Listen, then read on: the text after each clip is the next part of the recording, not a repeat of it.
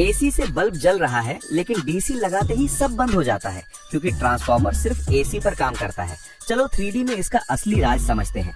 Transformer एक ऐसा electrical device है जो एसी वोल्टेज को कम या ज्यादा करता है। इसके अंदर एक आयरन कोर होता है जो मैग्नेटिक फ्लक्स को सही तरीके से घूमने में मदद करता है। इसी आयरन कोर पर दो कॉइल लिपटी होती हैं, प्राइमरी और सेकेंडरी, लेकिन दोनों आपस में सीधे जुड़े नहीं होते। जब प्राइमरी कॉइल में एसी सप्लाई दी जाती है तो करंट लगातार आगे पीछे बदलता रहता है और इसी बदलते करंट से आयरन कोर के अंदर बदलता हुआ मैग्नेटिक फ्लक्स बनता है।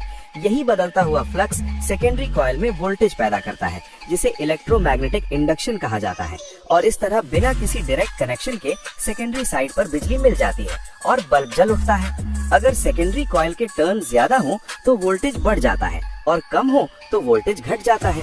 इसी सिद्धांत पर स्टेप अप और स्टेप डाउन ट्रांसफार्मर काम करते हैं।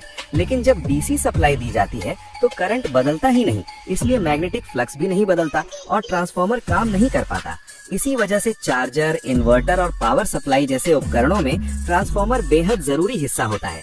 अब आप समझ गए कि ट्रांसफार्मर कैसे काम करता है और डीसी पर क्यों नहीं चलता। अगर आप इलेक्ट्रॉनिक्स और बिजली को ऐसे ही 3D में आसान और मजेदार तरीके से सीखना चाहते हैं तो जरीफ इलेक्ट्रिशियन की लैब को अभी सब्सक्राइब करो।